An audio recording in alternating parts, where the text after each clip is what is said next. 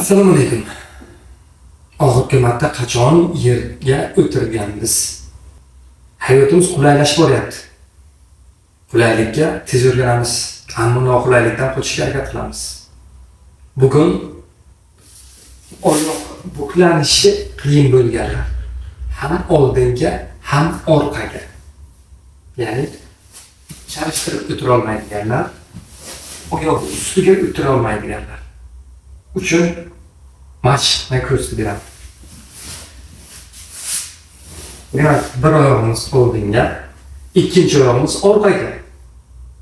Birinchi mashqimiz. Oyog'imizga yaqin borishga harakat qilamiz.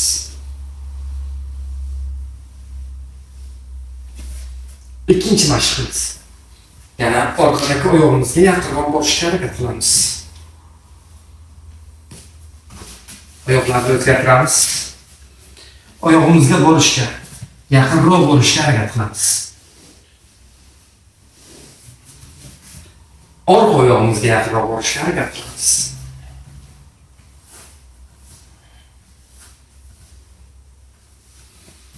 Bir mashq bilan ikki natijaga erishish.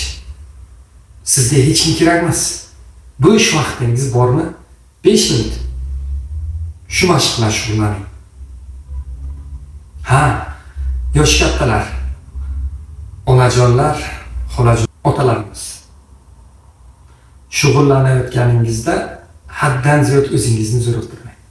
Orqadagi mashqlar berayotgan paytda yostiq qo'ying.